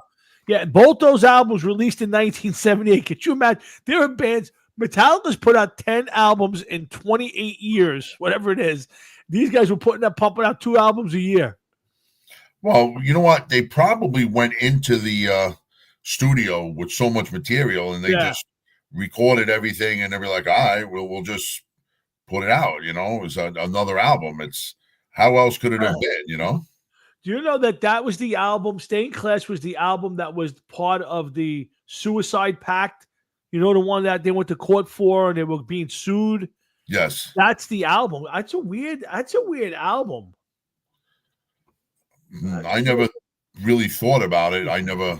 Yeah, it says James Vance, who entered into a suicide pact with his friend Ray Belknap after I remember that. Yeah, allegedly listening to "Better by You, Better Than Me" on December 23rd, 1985. Belknap succeeded in killing himself, and Vance was left critically injured after surviving a self-inflicted gunshot to the face, eventually dying of a methadone overdose 3 years later. The suit alleged that Judas Priest recorded subliminal messages on the song that said "Do It." The suit was eventually dismissed. The song was originally written and performed by the band Spooky Tooth. I heard of that before. I remember the situation. I didn't know that was the album that caused it. But yeah, so anyway, he was the Judas Priest drummer from 77 to 79. He was on some of the bigger albums, and after amazing. that, I think about me, you, my brother, your brother, Joey, Jimmy Galicchio, Paul, and none of us ever listened to albums and said, you know, we should kill ourselves. Yeah. I don't get that, man. I would say this: if you're listening to subliminal messages on an album by Judas Priest and want to kill yourself, you probably wanted to kill yourself anyway. Yeah, you're just blaming subliminal messages. Yeah. I've listened to my share of albums. I know you've listened to your share of albums of music. I've never once go, did I hear that? What did I hear? Was there something that... Never mind that. I listened to some albums, and I could give you one band specifically. Okay, Alice in Chains. And I know you're not a fan, but if you read the lyrics to some of their albums, I'm surprised that they don't have fans piled up someplace. You know, like fucking stacked to the roof. My God, my fucking God. Everything is about the most bleakest of shit. Even stuff that sounds upbeat that you're like, wow, you know, this is no, not even close, man. It's all about fucked up shit. You know? And you not maybe offing yourself, but like drugs and fucked up stuff, man. Yeah. Shit. Even if it sounds fun, it's not. They just weren't that depressed that day. Yeah, again, I can't speak for all the guys in the crowd. I never knew, as nerdy and as I don't know what you want to call a group of guys that we grew up with. Okay, I don't know what to call them.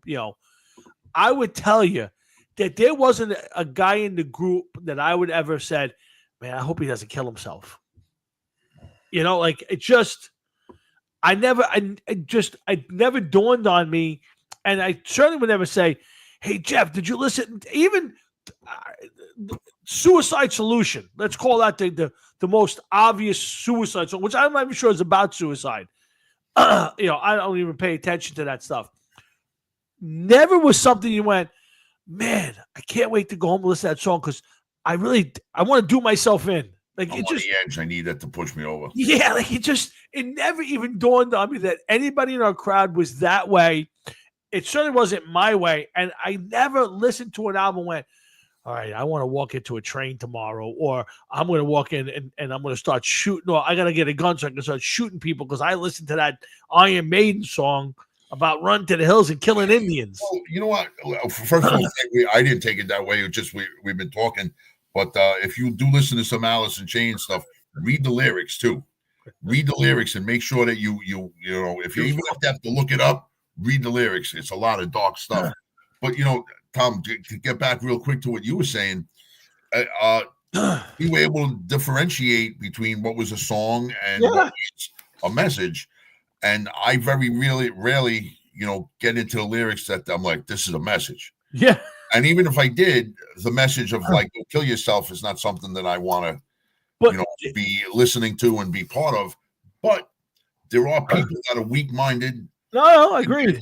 Smart enough. We listened to Venom, and we were able to Venom laugh about it. Join the fucking cult or something. We laughed about it. Venom was our joke band, basically. That's why I remember it. But Linkin Park writes stuff about drugs and suicide. I'll be honest with you, I never sat and listened to their stuff like that. But even think how deep and dark you have to be that you're sitting in your room all day. And I've done it as a kid, being punished or, just having curfews, and you'd be in your room with headphones on. I never once went, did I hear something? I got to play this backwards because I think I heard them say something in there. What's it telling me to do? It just never, ever dawned on me, ever. And you're right. People just are wired differently. But if that kid killed himself or wanted to kill himself, he was doing it long, long, long, long before he heard that album by Judas Priest. Yeah. So, and not for nothing. I could see if your son was listening to a Judas Priest album, you walked in and there he is blowing himself. Yeah. Blowing somebody else, never mind himself. You may be like, well, you're not allowed to listen to that. There was a few in our crowd that I would not dabble that way. It just one specific. Well, there might have been two, but there's one specific. I just say. I didn't say nothing. I didn't say anything. I'm just saying. I'm not saying anything. Just saying. But anyways, for Les, any contact with that said party? No, none, zero, absolutely zero. I hear you. Les Binks, he actually joined the band. I never heard of them. Lionheart. You ever hear them? No. It was which also featured an ex Iron Maiden member. That band was not fronted. Was one of the main guitarists in that band was Dennis Stratton. Never heard of that. Yep, on guitar, and Jess Cox, ex of Tag, is a Pantang on vocals. It was only a brief stint. He also won Banks played on the album Fernardi by Italian rock singer Eugenio Fernardi. Binks toured with the bands Lionheart in 81, Thailand in 82 and 83, and then I don't know what he did after that. Doesn't seem like he did a lot musically after that. He was, and I think it was a nice touch. He was inducted into the Rock and Roll Hall of Fame with the band and performed at the thing with them. So I think that was a nice touch. Well, speaking of guys that played in other bands, I remember. I'll bring this up. I found it by accident. I came across it by accident. Okay. I knew that he was in another band, but I didn't know exactly who it was, and it was the song "Fill Me Up, Buttercup." Sure. Do you know who the guest singer was or background singer was on that in a band called the Valentines? I know I should know this because I did see this. I did see that, and I don't know who it was. So who was it? Bon Scott from AC/DC. Yes, I did see that. I saw there was a video online on Facebook about it. Yes. That's exactly I saw it online, and I got to be honest with you. I thought it was a goof. Oh, it was not. Obviously, I thought when I first saw it, I thought it was a goof. And then somebody else mentioned it, and now you say it. Yeah, Bon Scott. I don't know if he was the lead singer or the background singer. Okay. And the Valentines, and it was Bon Scott. I'm like, holy, had the big puffy shirt arms, I think, if I yes, like the old time Cuban band leader stuff. Yeah. So I thought that was interesting. But yeah, I did see that. I know it because I saw it the other day, and I went, that can't really be Bon Scott. It can't be. I'm looking it up right now, and think about it. Go back and find the videos from Priest from the late 60s, early 70s. They're all in flowered shirts. Yes, they're playing, all this crazy music. Well, right now I'm on their Wikipedia page. Yep. And there they are. And the picture of the page is the Valentines, 1969. Bon Scott is in the picture. Wow. He was in the band from 1966 to 1970. Wow. And think about that. I mean, think about. I saw a picture the other day. Didn't watch the video of Angus Young. Dude, he looks like he's 105. Yeah. Holy cow! It's almost it was frightening how old he looked. Yep. I couldn't even believe it. But yeah, that's an interesting one. Some of those guys, like finding out that Joe Pesci and the other guy that he's always in movies with were in a rock band back in the day. Frank, can't think of his name. Frank Vincent. Yes, Frank Vincent and Joe Pesci. Probably a doo-wop band, right? I think Joe Pesci played guitar. So Really? yeah, so I don't know if it was a doo-wop band or if they were in a regular band, but they were in a band together before they became musicians. Before they became new movie stars. Actors, excuse me. Before they became actors, excuse me. Oh, I did not know that. Me either. So it's wild when you find stuff like that out. Like, you know, Jimmy Hart was in that band before he was got into wrestling. Well, you know, that's actually probably a step down from going from a band to wrestling. He just happened to step into wrestling at the right time. Yeah. I've been watching some old videos of wrestling with Mean Gene Okerlund doing some interviews. Yep. And there was one with Don Morocco. Okay. A video that I saw with Don Morocco, and it's just like, it's funny to watch this stuff. Actually, that was Vince McMahon interviewing Don Morocco, and Don Morocco was eating something, and Vince McMahon's like, please don't. And he started eating it anyway. He was like spitting chicken bones out at him. And it's like, when you see this stuff, and we were kids, and we used to watch this on Saturday nights and then Saturday mornings. And it's pretty wild to see. Yeah. Some of that stuff, man. Oh, it's amazing. The promos were so good. But you know what's funnier? Like, I've seen them now. I've seen they have all the blooper reels. So like they show like how they made them, and like took like 5 takes, and the Iron Sheik's going on, and Oakland's peeing in his pants because he's laughing so hard at what he's saying. That is the funniest thing, because I remember watching the videos, and like as a kid, you're like, is it real? You're not sure. But the promos are so cool. And then now you look back and you watch some of the promos, the blooper reels, and you're like, oh man, like, you know, Kamala's doing the Kamala thing, and Oakland's talking to him about the, you know, fried chicken and this. It's the greatest stuff ever. It's, yeah, I miss that wrestling. I still watch it. I can tell you, Peacock has it. I every so often I'll get a kick and I'll watch parts of old WrestleManias or Saturday Night Main Events, and you got it. To me, it's the best stuff. I know Frankie's still watching the Today stuff, but you know, Frankie, if you're watching that older stuff on TV, like, you know, wrestling from when it was in the 70s before Hogan hit the scene, and I know that you're watching wrestling now, how is it? What is your take on that? Like, to see how it's changed. Just everything at all. I mean, years ago, you would hear Vince McMahon talking in the background, and the janitor setting up chairs and shit. You know, guys taking the ring apart or putting it back together. And now, like, they're playing fucking stadiums and arenas. And, you know, it's just the heights that it's hit. It's just unbelievable. Oh, yeah. It was, to me, again, that I know that guys, people like today's wrestling, and that's fine. There's nothing wrong with it. If you like it, great. But to me, there's nothing will beat that era of it was simple, you know, but the wrestling was better, and the promos were just the best. You know, watching those guys do those promos, but like I said, now watching the blooper reels of them, it's classic. If you get it, if they pop up on you, think watch them, because Oakland's the best. We're running late here. I want to get a couple things in here, Jeff.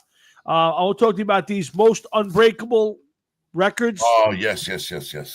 All right. So they have them in 3 categories: unbreakable, likely unbreakable, or breakable. Okay.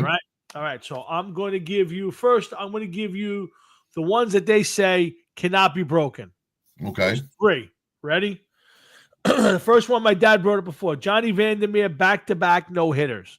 So to break that, you would have to pitch 3 no-hitters in a row. What was the year that he did this? It doesn't give it. I'm going to say it's mid 50s, 1952, 53, 54. Are you sure about that? I can look it up, but I would say. Give me, what's his name? Johnny, Johnnny. Johnny, Johnnny, Vander, Vander, and the third name Meer, Meer. Vandermeer. Yeah, okay. He was actually born in 1918. Yep. Okay, so he was playing professional baseball. A major league debut 1937. His career was over in 1951. Right. So okay, so it'd be the 40s that it happened. Well, yeah. But that's so long ago that records. The reason that I had to look this up and ask is because records were pretty accurate. Yep. Back then, this isn't somebody that did this like back in 1898 or something. Records are a little sketchy. Yeah. No. I got you. No, this is a legitimate Johnny Clum. I think it was Johnny the King Vandermeer or I'm trying to remember. But anyway, to break that record, you'd have to pitch 3. To possibly tie it, you still have to pitch 2. Would you have to pitch 3, or would you have to pitch 19 innings? That's a great question. Well, it's like this. The record is not hitless innings. The record is complete no hitters. Okay. So you'd have to pitch it. You'd have to pitch 2 full games, 18 innings, just to tie it, and then you'd have to go 27 innings to beat the record. Yeah. So that's not going to happen. All right. So that's one. The second one they say is unbreakable is Glenn Hall. Was an NHL goalie, played 502 straight games as an NHL goalie. What was the year of that either? That's again, it's got to be 60s. I'm going to say Glenn Hall's probably 1960s. I got to keep this open. Glenn, GLENN and Hall. Yep. Goalie. And he was born in 31. Okay, so yeah. And he was the starting goalie from 1956. He made this in 1956. He played from 51 to 71.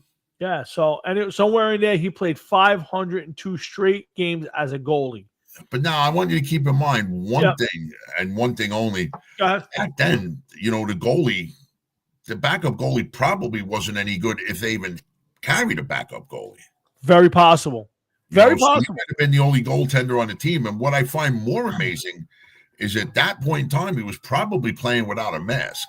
Well, that's the point. I mean, think about it. The pads weren't great. Now, curved sticks weren't curved yet, so there was no real big slap shots or rising pucks.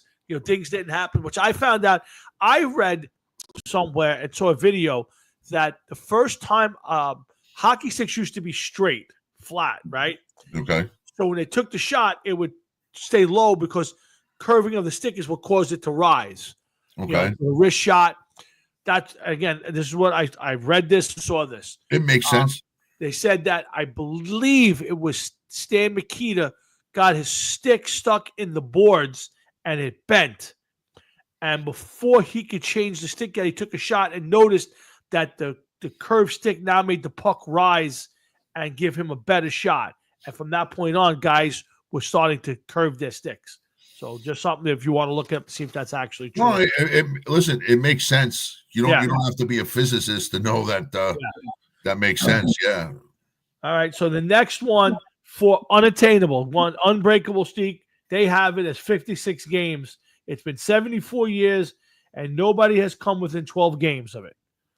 So the hitting streak. Yep, 56 games. Now, I don't think this is impossible, but when you look at it from the point it's 74 years and nobody's got within a dozen of it, it kind of tells you it might never be broken. Listen, look at it this way. Look how many years the home run record stood for. How many years Babe Ruth's record stood for. Hank Aaron's record stood for.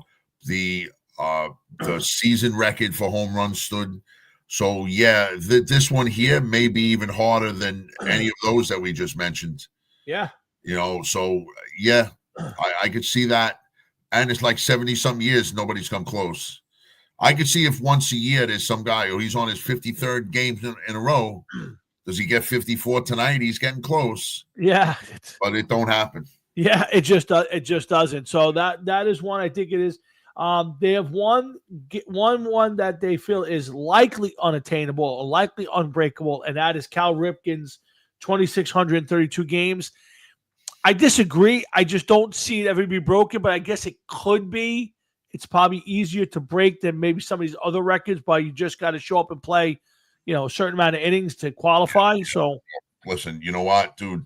People don't let guys that are making $50 million a year play every game because they fucking tear a muscle or something or get hurt. So they get all the breaks that they could want. You're the manager. You see your guy at the end of the bench yawn in the fucking 8th inning. Yeah. You're like, tomorrow, that's it. Don't even come to the fucking ballpark. Yeah, exactly. So, yeah, that's why I say that's one of those I don't think ever gets broken. Now, they have a list of ones that they think can be broken, and there's a couple here I disagree with. So you tell me, all right? Now you're saying that these can be broken. Yeah, they think these are easily broken. I think it's a couple of them I go, I don't think this will ever be broken. I'll give you one. Robin Roberts was a pitcher in the 50s, I believe. He had 33 in one season, 1950. He had 33 complete games. Means he pitched 9 full innings 33 times in one season. I don't think that'll ever be broken. No, I don't see that. Just real quick, right? Yeah. I'm no good at math, but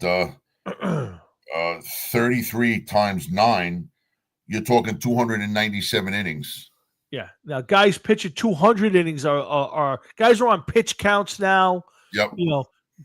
Guys don't start 33 games in the season sometimes, and they're not doing 33 complete games. So while I say it's possible, obviously, to break it, I don't think anybody's ever breaking that record.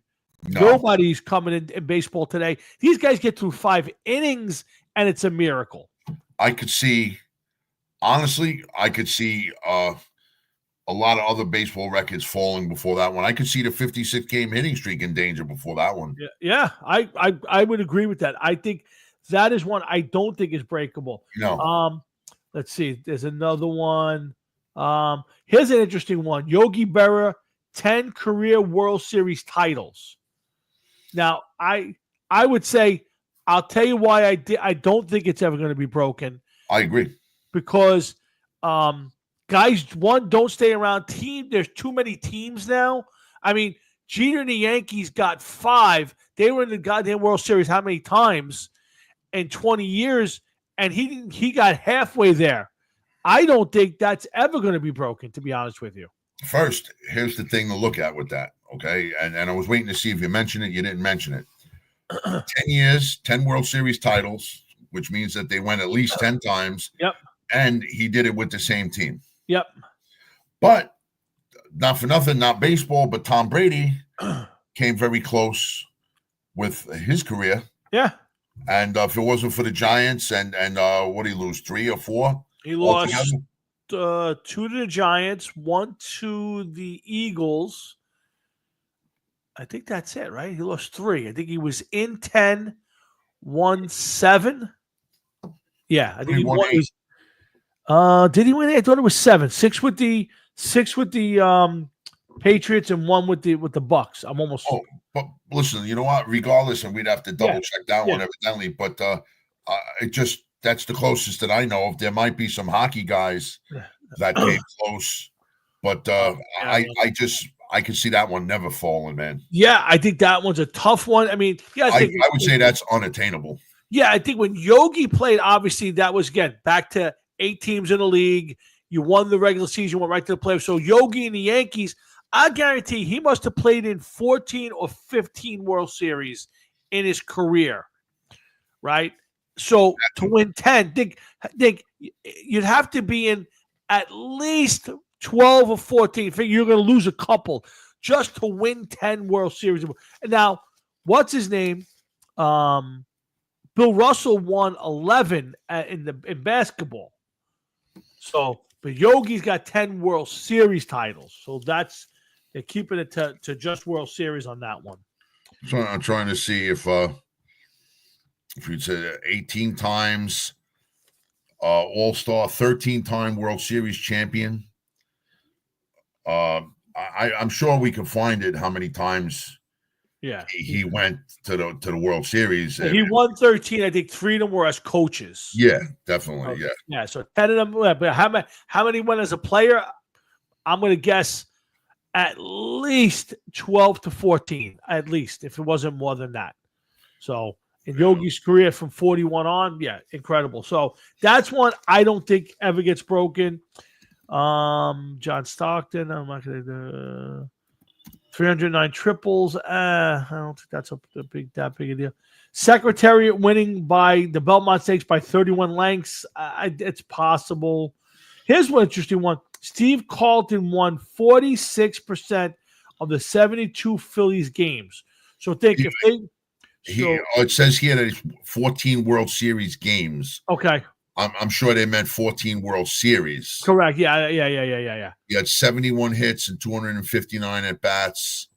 How many home runs did he hit? 12 home runs, 39 RBIs, and he won 13 World Series. Yeah, so 13, again, the last 3 were, I know he won one. I think he was a coach for those 77 and 78 Yankees. And I'm trying to think of the other one. He lost in 73 as the Met manager. Mm-hmm. I don't know where the other one would be. I don't think. I don't remember. Again, he won 10 as a player, so the other 3 have to be as coaches or managers or whatever. But yeah, that's interesting. It's amazing. I know I had another page of some other ones, but those are the ones that stood out to me.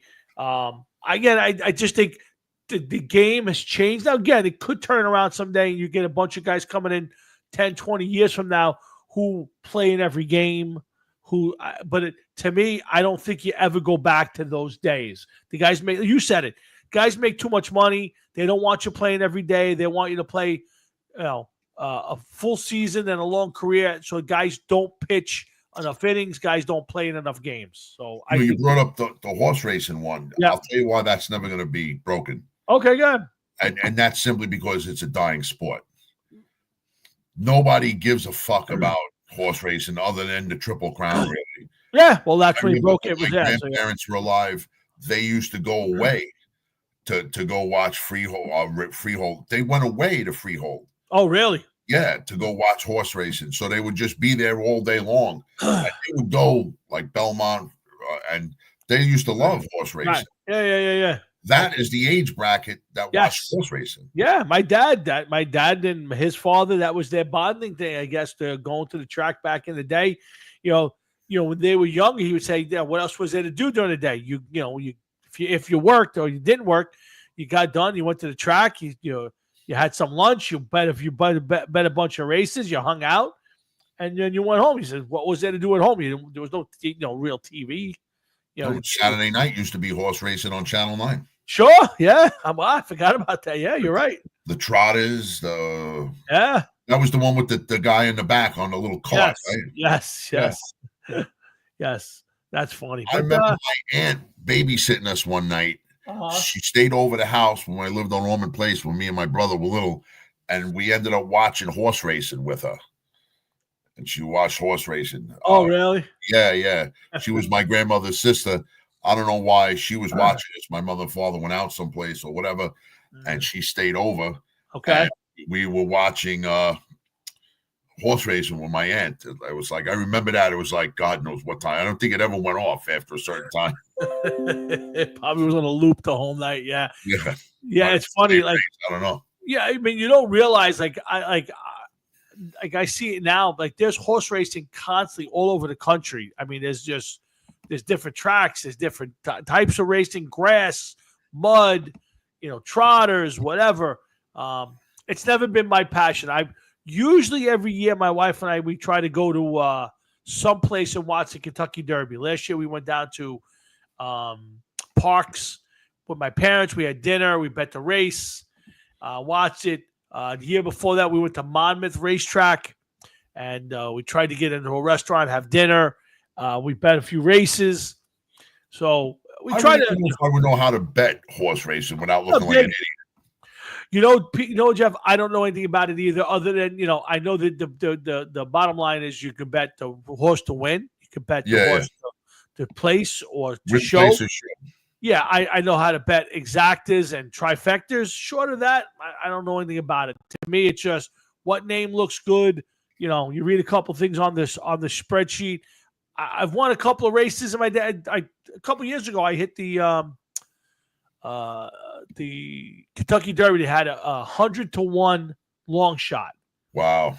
And I got lucky. I was trying to bet the race, and I bet $10 on the horse by accident.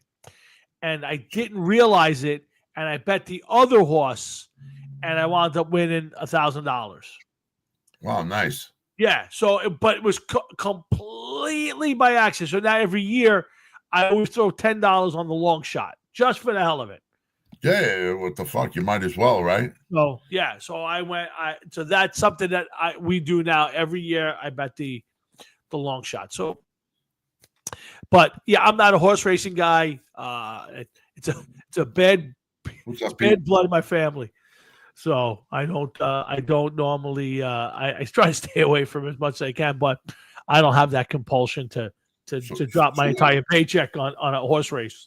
No, I would advise against that. But I got to ask, what's that last batch of possible records that can be broken, I guess you could say, right? Yeah, that's well. There's a few more. Sam Crawford's 309 career triples.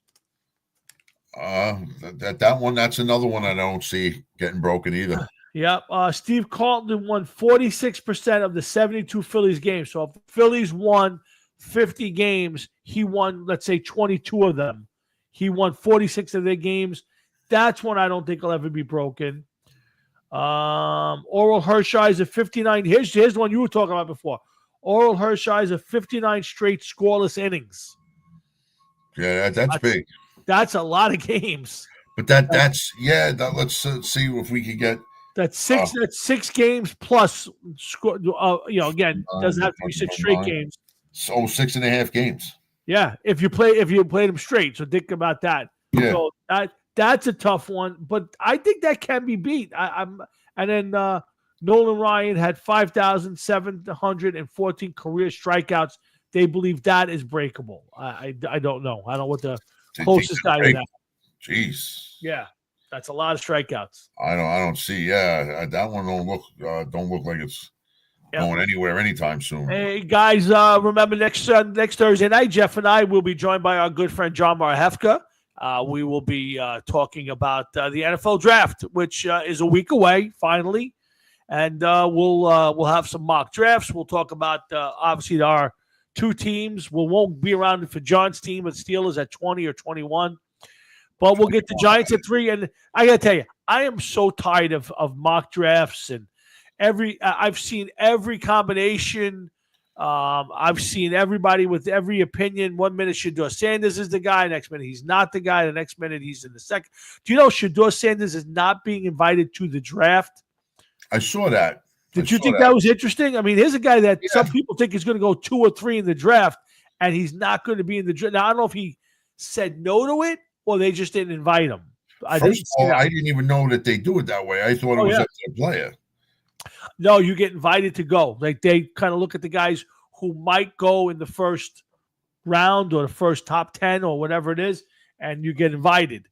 Some of the famous ones obviously is Aaron Rodgers waited until almost the end of the first round before it was staring at him, and Geno Smith made it to day 2.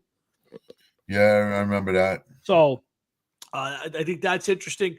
But it's so frustrating to watch, and I get why they have to give you different things, and you can't keep telling the same thing every week, no matter what you believe. Well, and you know what? But you got to be realistic. So even if it's just for entertainment value, you have to be realistic. You can't turn around and say that the kid from Susan Wagner is going to go in the first round.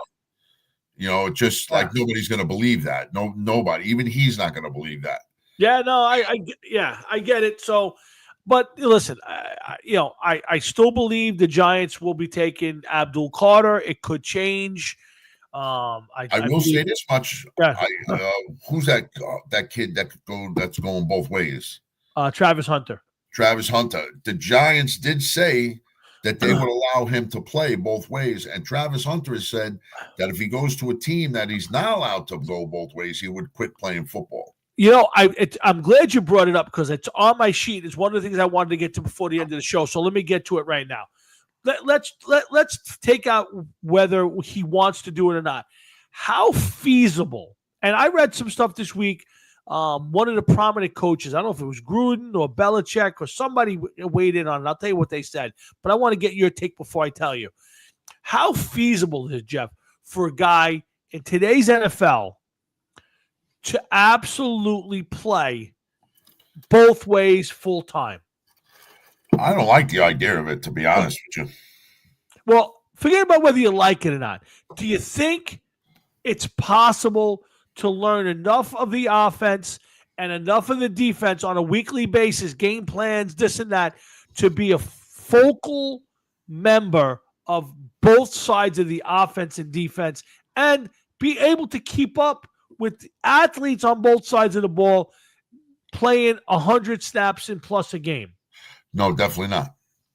Definitely not. I think the wear and tear alone, maybe you do it for a couple of weeks, but after the third, fourth, or fifth week, there's no way possible that your body can take that pounding, as a corner, trying to make tackles and cover guys all over the field and being a receiver and getting hit, that you can do this. I know that the kid wants to do it. It's never been done. And there's been better guys. I'll give Deion Sanders and Bo Jackson and, so many guys who are great athletes, but nobody's done it since Charlie Bednarik in the 60s and 50s. It just doesn't happen today. Listen, here's the big thing, okay? Everything you said is 1,000% true, without a doubt. But here's the bigger picture, okay? One hit. All it takes is one hit. Yeah. One hit, and that's it. You're out, both offense and defense. Yeah, you lose two players. You can't get hurt on just one. And especially at the position that he's playing. Yeah. Okay? I could see if you're a defensive lineman and every once in a while you come in as a fullback. Okay. And I could see if he said, you know what? All right, I understand your point. You want me to be a receiver. Okay. I'll concentrate on that. But every once in a while, you got to put me in as a fucking cornerback. Obvious passing down, put me in. Come on, man. Let me, we're ahead by 20 points and there's 4 minutes left. Put me in as a cornerback. Something like that I could see. But you know what? I personally would not want him on my team. I agree. Too much of a risk. Yeah, I would agree. And I think if you're anybody who thinks that you're going to coach a guy and play him both ways, think about it.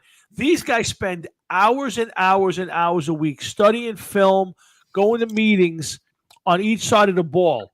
To think that you're going to be that involved in the offensive game plan, the defensive game plan, and be able to absorb all of that and be fully prepared, forget about the physical end of it. Just the mental end of it is hard for me to believe.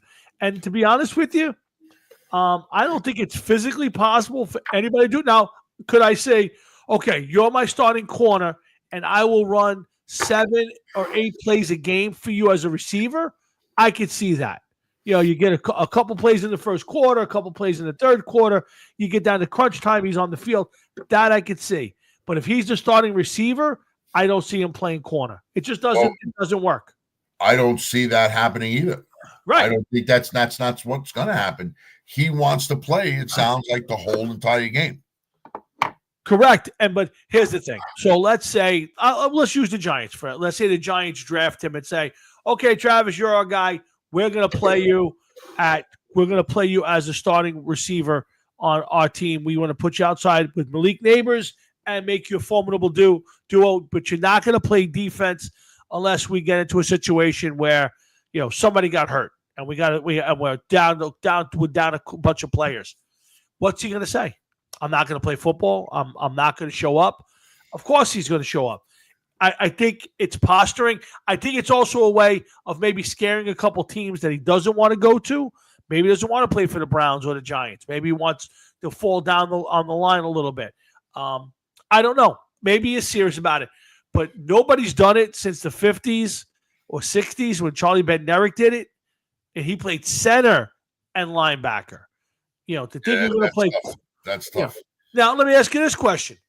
That's tough. But that was also a different time, too. Absolutely. Guys were not the athletes. You did not have that issue.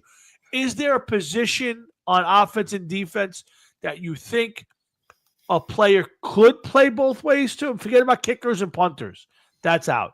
Is there any position where you say, well, you could play tight end and outside linebacker? To me, the answer is no. To me, nobody in this day and age should be playing both ways. Well, what they should be doing and what they can be doing are two different things. Okay. Fair enough. So I could say, should you be playing? Definitely not. Can you play? Well, maybe you can, but how long is it going to last? Right. Okay. Every single hit in football, there's the percentage has to go up. Okay. I didn't get injured that play. I didn't get injured that play. You're right. The more you get hit, you're right. The more the likelihood that the next hit could be your last one. Yeah. And listen, there are some guys, and they're out there. Okay. Go after his thigh. Put a fucking helmet in his thigh. Okay. Because he can't run after you if you fucking Charlie horse him enough times in the side of the leg. Hit the knee, go after the knee. And there are players that will do that. Yeah.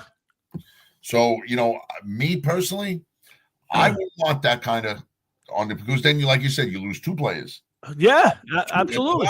That's a lot. Yeah, I'm not a big fan. Again, would I cry if the Giants drafted Travis? No, I think he's a tremendous talent, and I think he helped them on either side of the ball. I think more offensively than defensively, but I think either way, he's a guy I would not mind. I'd rather Abdul Carter in this draft. I think he's the best player in this draft, and I think that makes the Giants even better. But we'll get to our picks and all of that next week when we do the draft with John. But I just don't think it's feasible for a guy like Travis Hunter to be running around going, "Don't draft me unless you're going to play me both ways." I don't think anybody who's a sane individual, other than if you wanted some sort of circus freak to put out there every week as some sort of a ticket grab, I don't think anybody's looking to put him out there and play him both ways. It just doesn't happen, Jeff. Well, what is the point of doing that? You're a team like the Giants. All the teams that are up in the top, I'd say 5, are definitely in bad shape and need as much help as possible. And while somebody like this in a perfect world, if he played and he didn't get hurt, would be somebody that you would want to see on your team. Right. I mean, listen, look what happened when Tim Tebow did it. It just doesn't work out. I just don't see it working out. Nope, I couldn't agree with you more. So we'll see. I mean, next week, the top of the draft is going to be very interesting. Is Cam Ward at the top? Does Travis, I still say that the whole key to this draft is Cleveland. What does Cleveland do at 2? If, let's say, Travis Hunter went for number 1, do the Cleveland Browns take Cam Ward? Does Shedeur Sanders fall as far as people say he's going to fall? That people talking about going to 9 at the Saints, or the Saints trading up to 6. It's going to be very interesting. The top of the draft, what happens? If Carter and Travis Hunter are gone, what do the Giants do? Do they take Cam Ward at 3? I think that's a possibility. But I think the Cleveland Browns, to me, are the most interesting pick in this draft, Jeff, because they desperately need a quarterback. Desperate. Okay? They're going to the season right now with Kenny Pickett. That's their quarterback. I think Joe Flacco's on the squad again. Yeah, he is. Flacco's back. All right? So they need a young quarterback. They're not sold on Kenny Pickett as a long-term solution. But at the end of the day, would they take Shedeur Sanders? Would they take one of the other guys, Tyler Show or just Jackson Dart? Probably not. But they need a quarterback. So the question is, do they do that? Do they go Travis Hunter? I think they go Abdul Carter. But that is the interesting one. Cleveland needs a quarterback. I just don't think that. I think they're still paying the price for Deshaun Watson, who won't play for them down this season. No, he's not going to play it down for them this season. But you want to know something? They can't be battle shy. They can't be gun shy.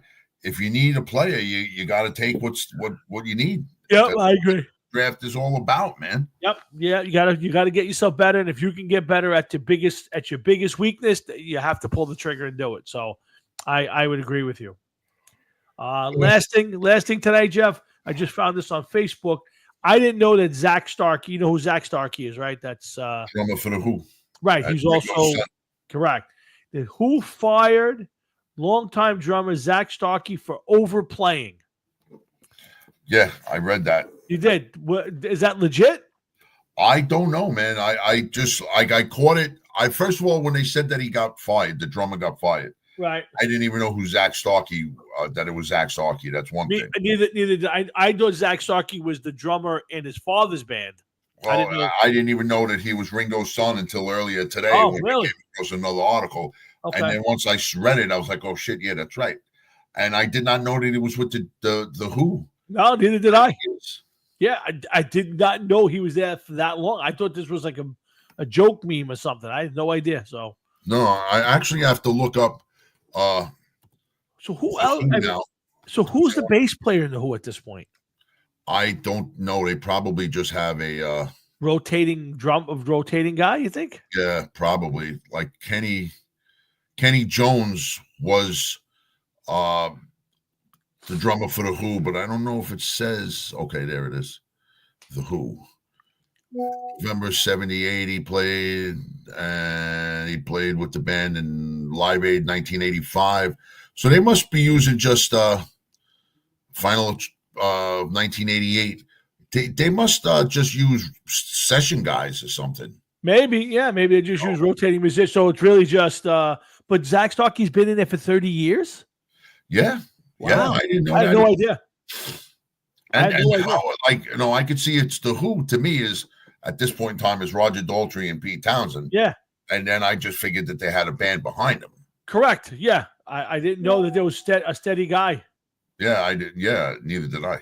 Wow, that's interesting. Wow. Okay, so yeah, we'll end it with that, but should be interesting. I'm gonna do a little more research on this and for overplaying. I know some guys who overplay. I didn't know that he got fired for it, but whatever. You know, I don't understand how do you overplay songs like that when well, I was going to say, wasn't what's his Keith Moon a guy who basically overplayed like as a drummer for the Who? Like his antics were overplaying, no?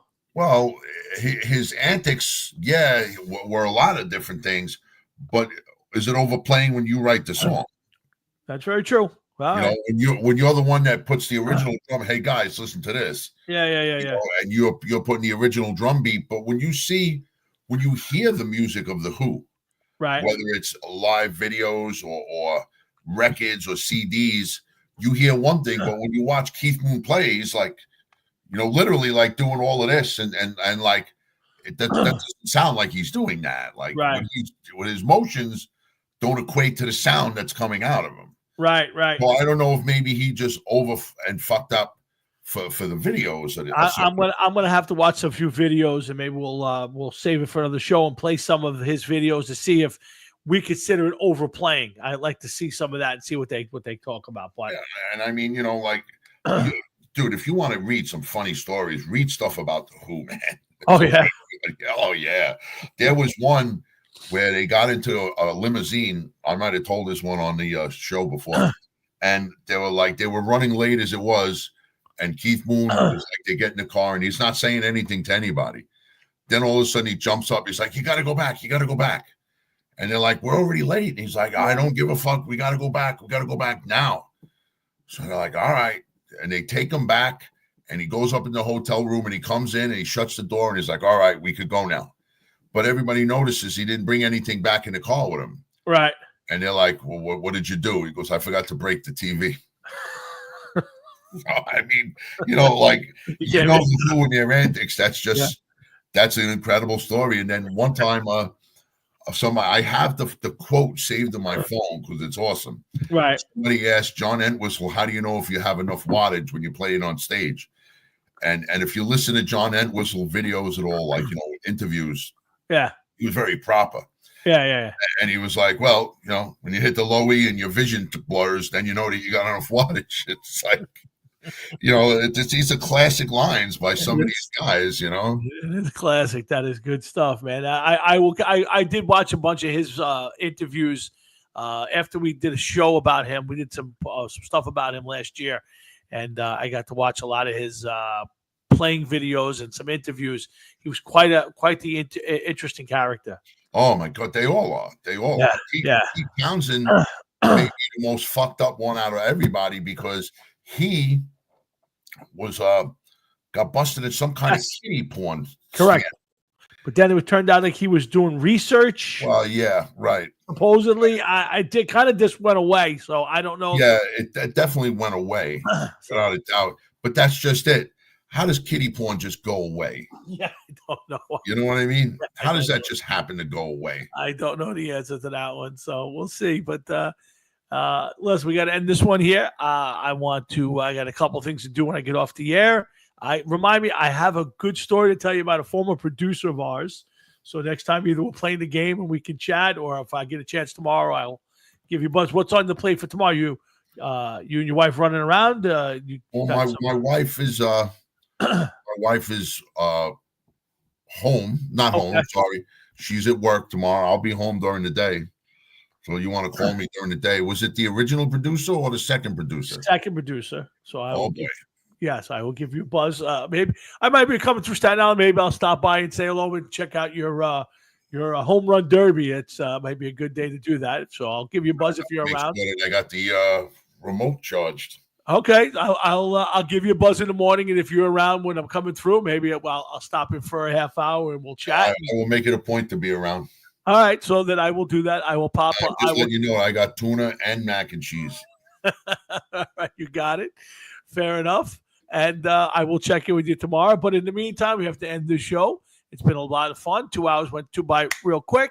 And we do appreciate Frankie and my dad and Pete and everybody who checked in with us tonight. So thank you very much to everybody else. And again, I want to tell everybody to be safe.